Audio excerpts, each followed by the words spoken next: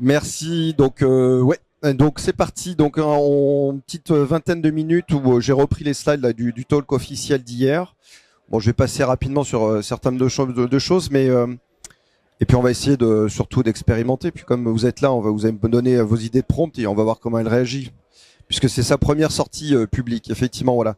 Donc rapidement, je suis Michel Marimaudet, donc je suis le cofondateur de l'Inagora et il y a à peu près, donc à l'été 2023, on a lancé cette communauté OpenLLM France qui s'est fixée pour objectif de développer des communs numériques dans le domaine de l'IA générative. Et je fais un peu d'autopromotion. Là, on a sorti avec la Digital New Deal un rapport qui s'appelle IA générative, s'unir ou subir, pardon. Et dedans, vous y apprendrez bien sûr un peu de quelques sujets sur les LLM, mais surtout, on y parle beaucoup des large action models et de l'IA agentique, qui sont pour moi en fait les prochaines vagues. Et donc dedans, en fait, on explique que c'est certainement une opportunité pour l'Europe de passer cette étape en fait des LLM où il y a maintenant on est un peu à l'étape du produit et de réinvestir en fait sur des choses où on peut se distinguer finalement de l'industrie qu'on subit américaine. Donc ça c'était il y a un an. En fait j'ai repris quelques slides que j'avais présentés l'an dernier juste pour vous faire un petit peu le progress report. Faut juste que tu baisses Alexandre un tout petit peu. Ouais. Voilà. Donc la communauté a bien évolué puisqu'on était à 400 membres. Vous allez voir, en fait, on a pratiquement, on a fait plus que doubler en fait en l'espace de 12 mois. Il y a eu beaucoup de choses en fait qui ont évolué aussi sur licensing et sur la définition de ce qu'on appelle en fait une open source, un modèle en fait open source. Je vais y revenir en fait juste après. Sachant que quand même le fait marquant, c'est qu'il y a l'OSI qui s'est positionné. Donc on a depuis la fin du mois d'octobre une définition qui n'est certes pas parfaite, qui appelle à pas mal de commentaires aujourd'hui, mais ça donne en fait un bon point de départ et un bon point de discussion pour ce qu'on pourrait appeler en fait les modèles open source et les modèles open weight, mais je vais y revenir un tout petit peu plus tard. On vous expliquait que ça serait possible d'entraîner des modèles avec des bons niveaux de performance en privilégiant la qualité des données, donc d'avoir des plus petits datasets, mais en fait en faisant de beaucoup plus de qualité. Et donc ce qu'on fait avec Lucie à peu près, vous allez voir on arrive à générer en fait aujourd'hui ce que vous obtenez avec d'autres modèles, mais si on se compare avec par exemple la MA3 qui est un des modèles en fait les plus utilisés aujourd'hui, on l'a entraîné avec 5 fois moins de données. Donc ça veut dire qu'on apporte une preuve que la qualité est plus importante que la quantité. Donc ça, je vais vous montrer ça après. Et puis enfin, donc on vous présentait Claire l'an dernier qui était un fine-tuning d'un modèle préexistant. C'était une démonstration pour dire qu'effectivement on avait la capacité à entraîner des modèles sur les moyens académiques du Janzé, donc fournis par le GENSI. Et cette année, on vous présente effectivement Lucie, qui est pour le coup un modèle qui a été entraîné Scratch. Donc on est parti de la feuille blanche, et c'est un petit peu ce qu'on essaie de vous raconter, et c'est ce qui s'est passé ces dernières années.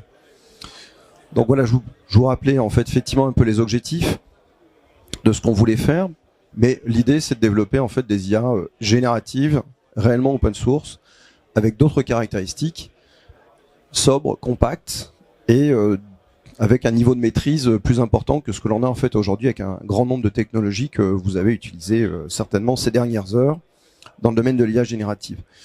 Et donc on a entraîné ce modèle donc dans une première version qui va être réalisée là d'ici quelques jours, qui est un modèle 7B, donc quelque chose d'assez classique.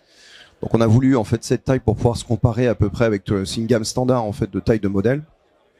Et surtout, ce qu'on souhaitait faire, c'est pouvoir corriger un certain nombre de choses, et je vais revenir en fait dessus juste après. Et par ailleurs, en fait, c'était d'anticiper cette révolution, moi ce que j'appelle la révolution des agents autonomes. Alors même si effectivement Caroline nous disait en fait qu'elle travaillait il y a quoi, plus de 25 ans, c'est ça, sur les systèmes experts, une vingtaine d'années. Voilà, une vingtaine d'années. Donc effectivement, ces logiques d'agents, elles sont pas récentes. Mais effectivement, donc avec une application avec les LLM, ça c'est quelque chose de relativement nouveau. Et donc ça sous-entend quand même d'avoir des modèles en fait qui soient légers, compacts, qu'on va pouvoir embarquer dans les systèmes d'information. Et souvent, ce qu'on veut faire, c'est surtout de pouvoir les accoster en fait ou les accrocher en fait aux données d'entreprise. Ce qu'on ne peut pas faire bien sûr avec ces grands modèles de langage tels que ChatGPT ou Anthropic, de Claude Anthropic. Bon, première chose, donc c'était ce qu'on vous expliquait. Présenté l'année dernière, mais qu'on l'a maintenant démontré, c'est qu'on est capable en fait d'entraîner des modèles avec des données réellement open source.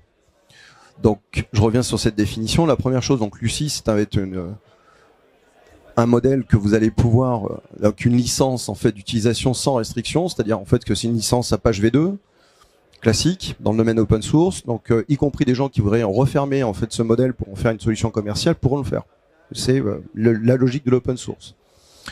Ça, c'est quelque chose en fait d'assez nouveau puisque certains des modèles, donc si vous regardez l'AMA 3.2, la version Vision, on peut pas l'utiliser en Europe pour des restrictions liées en fait à l'IACT et au RGPD, ou par exemple l'AMA 3.1 en fait a des restrictions d'usage par rapport en fait à une capacité en fait d'inférence en fait du modèle. Donc beaucoup de ces modèles en fait comportent dans leur term of use ou dans les licences en fait des limitations. Aujourd'hui, avec Lucie, il n'y a aucune restriction d'usage. Première chose. Le fait une des premières libertés qu'on apporte, c'est de pouvoir l'inférer où on le souhaite et de ne pas être dépendant effectivement des infrastructures d'un certain nombre en fait d'acteurs. Deuxième chose, donc là, c'est effectivement on est au bon endroit, donc c'est d'avoir une transparence totale sur les méthodes d'entraînement, le code source et ainsi de suite. Donc ça, c'est un élément extrêmement important. Et enfin, l'élément le clé, et qui est aussi une singularité de notre démarche, c'est que 100% du dataset d'entraînement, d'instruction en fait du modèle Lucie seront d'ici quelques jours disponibles. Donc pour Lucie, ça donne en fait, on sert un asset, un modèle qui est en mode boîte blanche, mais surtout ça permet en fait à l'ensemble des membres de la communauté, et puis des gens qui voudraient continuer à entraîner des modèles, de bénéficier en fait du travail de tri, de collecte, de déduplication sur les données qu'on a utilisées pour entraîner Lucie. Donc ça c'est quelque chose en fait d'assez nouveau. Alors ça bouge et finalement il y a un an on nous disait que c'était pas possible et on voit que en l'espace d'un an d'autres modèles sont apparus avec cette logique-là. Donc Olmo de la fondation Paul Allen et plus récemment même IBM en fait la gamme des modèles en fait Granite dispose de ces caractéristiques. Donc Lucie, c'est un projet qui est financé. J'y reviendrai juste après puisque globalement l'objet, c'est donc d'entraîner en fait des communs numériques, mais pour le monde de l'éducation. Donc, un cas d'usage qu'on va devoir nous adresser, c'est effectivement de fournir ces outils pour le monde de l'éducation nationale. Donc, à la fois pour la sphère enseignante, pour les aider dans leur construction de cours, des séquences pédagogiques, et aussi, en fait, demain, fournir des outils pour les apprenants. Donc, c'est ce que couvre la démarche OpenLLM France. Juste un petit rappel, parce que ça va être intéressant pour la suite de la présentation. En fait, pour entraîner un modèle, c'est simple, il faut trois choses qui sont cumulatives et qui sont essentielles. Il faut des talents, donc des personnes qui ont des compétences en termes de machine learning et sur les LLM, des données, et les fameuses ressources computationnelles, donc c'est ces heures GPU dont on va reparler juste après. Donc, ce que je vous disais en introduction, donc la communauté OpenLM, c'est franchement bien développé en l'espace de 12 mois, puisqu'on a plus que doublé la taille. Donc aujourd'hui, je pense que OpenLM est devenu la communauté la plus importante francophone où on parle en fait d'IA générative.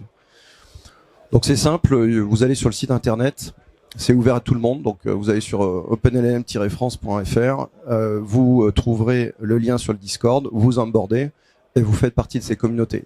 C'est pas plus compliqué que ça. Et donc vous allez pouvoir participer donc bien sûr à tous les échanges qu'on a de construction et puis de communication vis-à-vis de nos démarches. Donc là, pendant un an, on a beaucoup parlé de Lucie. En 2025, on continuera à parler de Lucie sur les entraînements d'autres tailles, de lui rajouter la multimodalité, en particulier sur la voix, et aussi de parler de ces fameux AI agentiques. Donc le plus gros travail qui nous a occupé ces 12 derniers mois, c'est la collecte du dataset d'entraînement de Lucie. Donc pour vous donner quelques chiffres, donc ça fait 3000 milliards de tokens, donc 3 trillions de tokens qui vont être utilisés.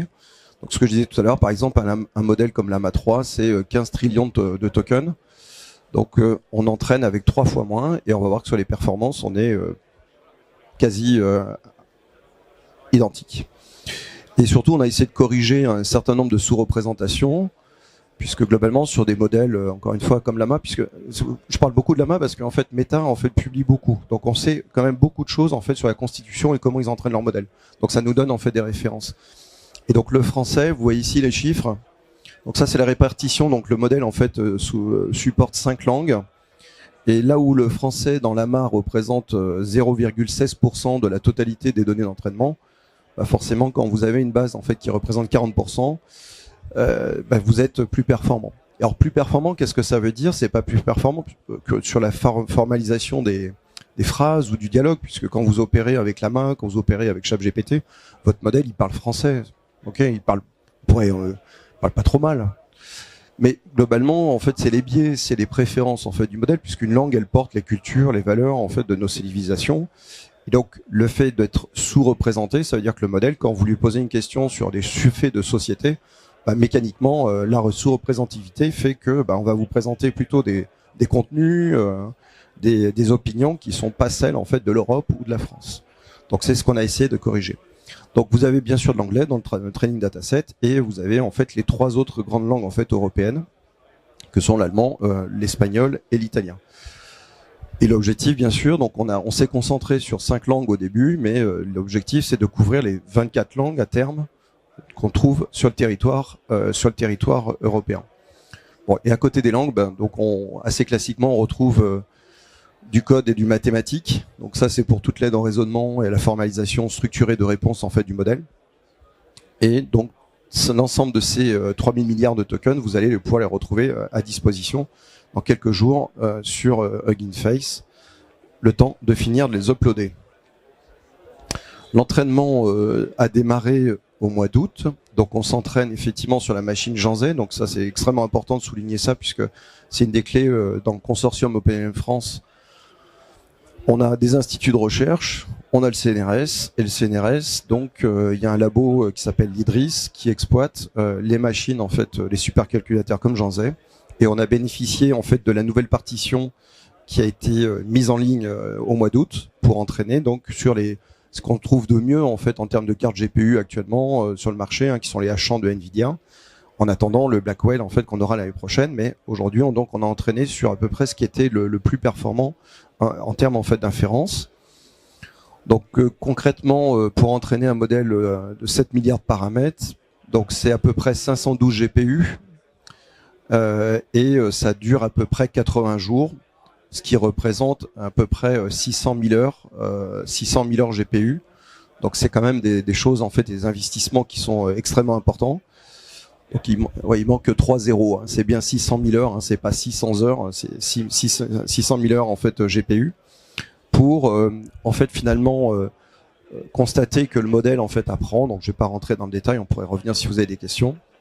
Ça va être une noce, mais ce qui est le plus important, c'est que d'ici maintenant quelques jours, donc ça sera, on partira pas en vacances promis avant de réaliser, mais donc vous allez trouver tous les assets. Donc si je bascule ici, normalement.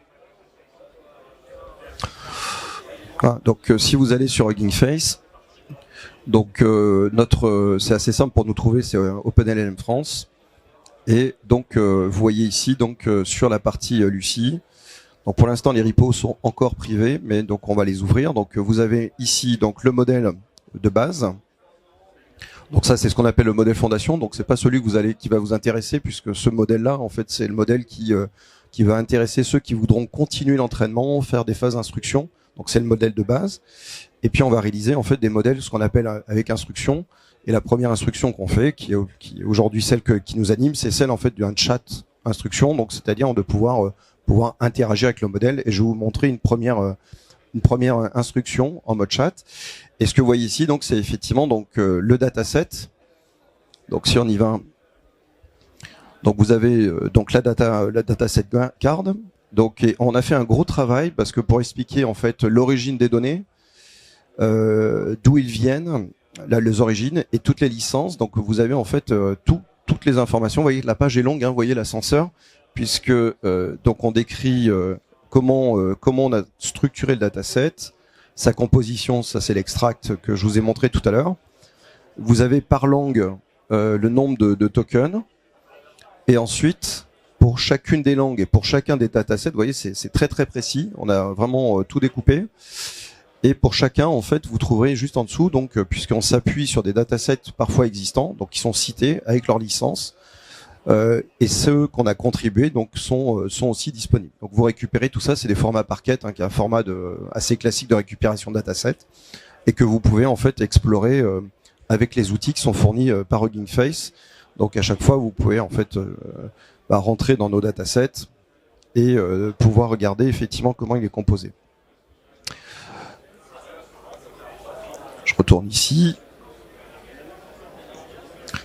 Pareil sur le GitHub de OpenLLM, vous retrouvez le code source. Donc ça aussi, ça sera publié avant les vacances de Noël. Et puis donc voilà, donc pour terminer, puis après on passe sur une séquence un peu plus interactive. Donc aujourd'hui, donc on a fini le gros de l'entraînement, comme je vous le disais. Donc on a fini aussi l'extension de contexte. Donc ça, je sais pas si ça vous parle, mais c'est les tailles de prompt que vous pouvez envoyer au modèle. Donc on sera sur quelque chose de relativement classique. On sera sur 32 kilos. Donc globalement, ça permet de charger un document entre 70 pages. Donc un document PDF de 70 pages sur lequel vous allez pouvoir faire du RAG. Donc c'est quand même assez conséquent. Donc des modèles ont plus, mais en fait il y a un standard qui est de 32K. Et donc, comme je vous le disais, sur le mois de décembre, on travaille sur la publication officielle. Le 21 janvier, vous pouvez faire le Save the Date. Pardon, le 22 janvier, excusez-moi, le 22 janvier, vous pouvez faire un Save the Date, c'est qu'on va organiser, donc l'Inagora et la communauté OpenLM France va organiser le Paris Open Source AI Summit. Donc à Paris, donc à l'Institut de France, ça sera une journée qui sera consacrée en fait à l'IA Open Source. Donc bien sûr, on présentera Lucie. Et à cette occasion-là, en fait, on va organiser aussi un hackathon pour vous inclure et vous inclure ceux qui voudront participer en fait à un hackathon autour de la prise en main de Lucie et aussi pour récolter en fait de données d'instruction pour améliorer ses performances en mode chat. Donc vous pouvez bloquer votre date, on va communiquer à partir de la semaine prochaine sur à la fois l'événement et puis aussi comment va s'organiser le hackathon, puisqu'il y a des choses qu'on va pouvoir anticiper, donc on va pouvoir mettre en place la plateforme. Et l'idée, c'est de se retrouver pour soit, si on a récolté de l'information avant, faire un training et donc vous mettre à disposition donc un modèle qui aura été instruit, ou on le fera en séance parce qu'en fait finalement un job d'instruction c'est pas très long en fait à exécuter. Donc on verra comment on peut organiser ça. Donc tout ça en fait on prépare, vous le savez, puisque ça a été donné dans plusieurs moments, mais donc on parle de la AI Action Summit, donc qui est organisé par la France. Et donc l'idée en fait de notre Paris Open Source AI Summit, c'est de préparer des livrables autour de l'IA open source qui seront présentés et mis en œuvre à côté d'une démonstration publique. Donc on travaille aussi avec les clouders français pour mettre Lucie en ouverture publique, comme vous faites avec ChatGPT ou le chat en fait chez Mistral. Vous aurez en fait une interface qui vous permettra en fait d'interagir pendant un certain nombre de tokens gratuitement, et puis bien sûr en fait ceux qui voudront continuer à utiliser le modèle, vous aurez en fait un modèle, vous pourrez souscrire. Et puis à côté de ça, sur la feuille de route plus technique, donc on va faire un modèle 1B, donc un modèle tout petit pour pouvoir l'exécuter sur téléphone. Comme je vous disais, on va rajouter aussi la modalité voix, donc de pouvoir interagir en direct par la voix. Donc ça, c'est des choses qui sont déjà planifiées. Et on travaillera sur la partie agentification.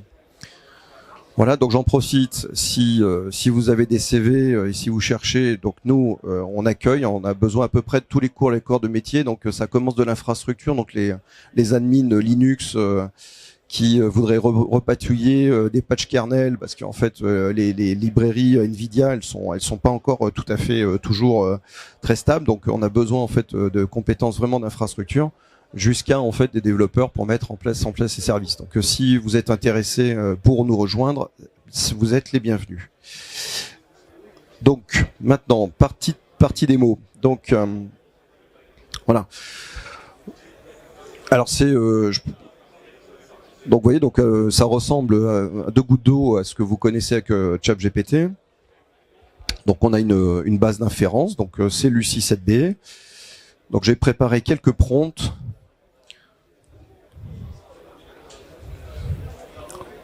Donc hop. Ouais, c'est assez permissif. Voilà, bon, quels sont les avantages à disposer d'un LLM réellement open source? Voilà,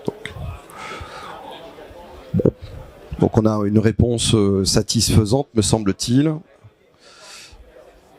Qu'est-ce que je peux dire? Donc de plus, en disposant d'un LLM open source, il est possible de contribuer à son amélioration, ce qu'on vous appelle à faire en fait le 22 janvier avec nous là autour du chat instruction, en permettant à la communauté de participer à son développement, ce qui a été fait avec la communauté, puis à l'entraînement où ça a été en mode collaboratif avec un certain nombre d'agents. Donc c'est parfait. Qu'est-ce que je peux vous montrer? J'en ai pris quelques-uns. Alors bien sûr, le modèle est capable de faire de la traduction.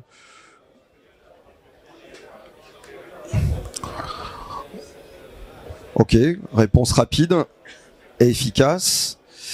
On peut bien sûr lui poser des questions sur des faits historiques. Donc les données d'entraînement, en fait, elles couvrent à peu près l'histoire contemporaine et les dernières données, à mon avis, datent de début 2023.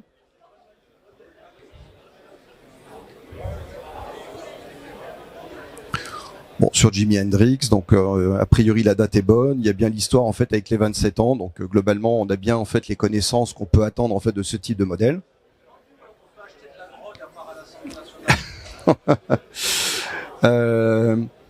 Et puis il y a ce genre de prompt où finalement on lui pose une question de rechercher un terme. Donc là on essaie de tester un peu sa capacité à pas réagir sur une instruction, mais plutôt en fait à qu'elle fasse une démarche un peu plus de raisonnement. Donc là je lui demande à quoi je recherche en fait finalement le mot girouette. Et donc finalement on retrouve assez rapidement, donc elle vous répond très rapidement. Alors juste quand même parce que là vous vous dites elle répond très rapidement. Alors c'est inféré sur des cartes qui nous sont fournies par notre partenaire là, Exaion, là, qui sont présents là sur notre stand. Et alors ces cartes, c'est pas du tout des cartes. Alors pour le coup, on est entraîné sur les cartes de dernière génération, mais par contre, on a affaire sur des cartes qui sont éco-responsables. Hein. C'est des cartes qui ont à peu près de génération N-1 ou voire N-2 pour les 4000, et qui sont des cartes en fait qui bénéficient d'impacts environnementaux qui sont beaucoup plus faibles que ceux qu'on utilise quand vous utilisez ChatGPT. Donc on va rajouter d'ailleurs en fait ici là. On va rajouter, on a un travail qui est fait. Hier, on a accueilli ici les gens de EcoLLM. Et en fait, bientôt, vous aurez en fait ici des icônes qui vous permettront aussi de regarder en fait l'impact que vous avez eu au moment du prompt, combien d'électricité ça a consommé, et puis en fait l'impact de consommation que vous avez pu avoir. Voilà. Et donc un petit dernier. Puis après, j'étais à Brest vendredi, puis le client me dit tiens, en fait, on va lui poser la question, donc y compris sur des choses comme ça. Donc pour l'instant, ce qu'on s'aperçoit sur le comportement du modèle, puisque quand je vous disais, donc voilà, donc on a les informations, il y a quelques informations sur et puis la pluviométrie, puis effectivement sur l'explication. Ah, puis il y en avait celui-ci qui m'intéressait. Attendez, je vous montre un dernier. Voilà. Dans le domaine de l'éducation, ce qui est intéressant aussi, c'est de prendre des faits. Par exemple, là, je lui demande, explique-moi en fait le principe de la suite de Fibonacci, en fait, comme si j'étais un enfant de 10 ans. Donc ça peut être vachement intéressant en fait dans le domaine de l'éducation. Et là aussi, donc, on arrive à avoir une adaptation en fait du modèle.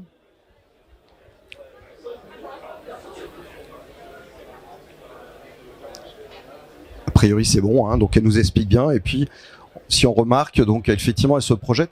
Alors, ce qui est intéressant, vous pouvez le voir ici, c'est que peut-être par rapport à certains modèles que vous pratiquez, elle est assez verbeuse et en fait certainement avec un niveau de français qui devrait vous interpeller. En tout cas, moi je le vois puisqu'on pratique beaucoup de tests et sincèrement, donc alors elle a plutôt son côté cerveau droit aujourd'hui qui est bien développé. Elle est pas très bonne en maths, donc ça on y travaille pour essayer d'améliorer ses capacités de raisonnement. Mais moi ce que je trouve, c'est que en fait déjà sur les premières instructions qu'on obtient et sur les premières réponses, je trouve que les réponses et les qualités, le formalisme en fait des réponses, il est assez sympa, quoi. Voilà. Est-ce qu'il y a un prompt que vous testez d'habitude et qui pourrait nous mettre en un truc rigolo? Ouais.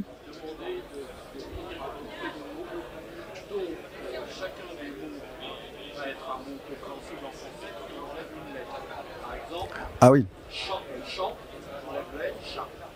Je lui demande de me proposer. J'ai demandé à. Alors comment J'ai donc demandé à ChatGPT de me fournir des couples de mots réalisant cette condition.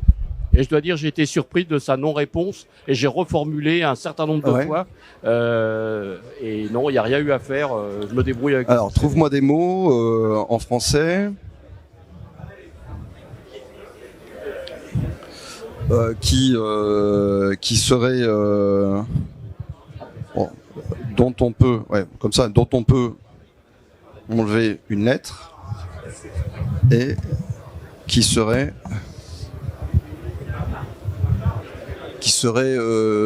valable, cohérent. C'est le terme. Ça m'embête parce qu'en fait, ça, je pense qu'on va pas être assez précis dans l'instruction.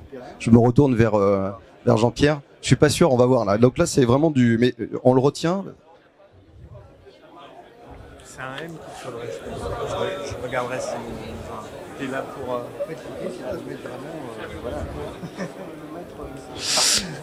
Donc elle se plante, hein, on est d'accord. Mais c'est pas. Et vous voyez, donc celui-ci, on va le garder parce que là, je pense qu'elle est partie en boucle en plus.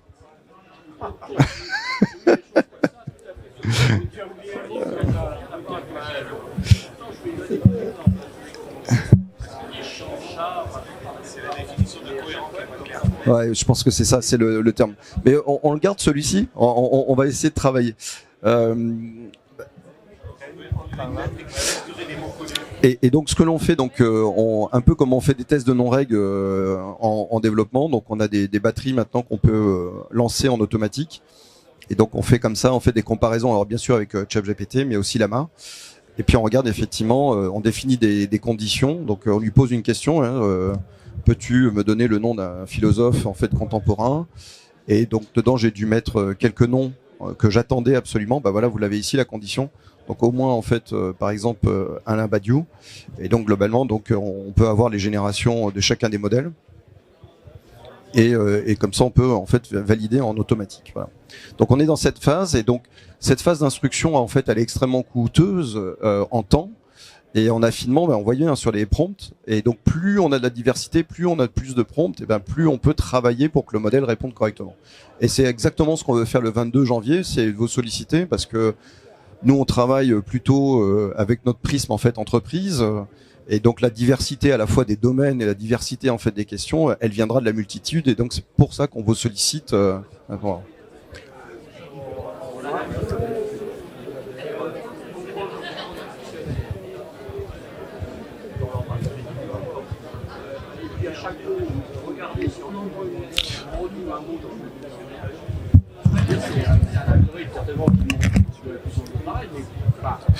Bah pour nous, je pense que ça déjà, c'est un vrai exercice en fait intellectuel. La question on est toujours sur effectivement de trouver en fait une liste de mots, dont de mots français sur lequel en fait on enlève une lettre et il reste en fait un mot cohérent en français. Donc effectivement, mais celui-ci on va le travailler. C'est intéressant en tout cas. Merci pour le bon cas d'usage. Je retiens. Bonjour. Bonjour. Est-ce que tu peux lui demander le prochain gouvernement? Parce que c'est d'actualité et je suis curieux de voir un peu les noms là. Bon, écoute. Normalement, elle devrait nous dire. Attends, hop.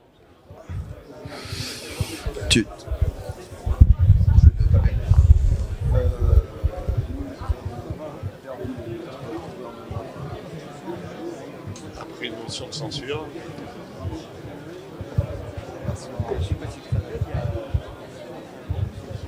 Motion.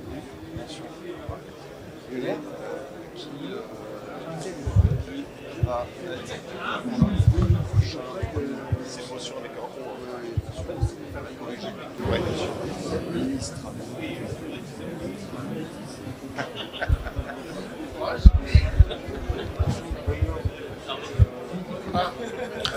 Donc ça, on voit bien. Donc maintenant on sait quelle à peu près la date de fin d'entraînement. Donc vous voyez, c'est assez récent, donc c'est normal puisque les données en fait elles sont extraites de 2023. On a 2024 puisque l'entraînement en fait on a figé le dataset à peu près au mois de mai. Et donc Isabelle Borne donc elle est sortie en fait en 2023 puisque c'était déjà en fait Attal, oui, donc effectivement. Donc malheureusement, on faut attendre 20h ce soir. Il faudra regarder la télé encore. Pardon ? C'est pas complètement faux. Oui, c'est effectivement, c'est assez rigolo. Ouais. Il est possible que la position de Premier ministre soit encore vacante au moment de cette conversation, ce qui est le cas. Vous voyez, donc elle est quand même, elle est raccord. Merci Pascal d'avoir. Bon voilà, écoutez, merci à vous là d'avoir participé à cette session et puis donc. Allez, aux alentours on est le combien? C'est ça, on est le 6. Donc une petite dizaine de jours et vous pourrez télécharger. On a déjà fait, c'est vrai que je vous l'ai pas montré, mais on a déjà fait je terminerai là-dessus. Vous avez en fait déjà les versions quantisées qui vous permettent de l'exécuter dans LN Studio ou dans Llama.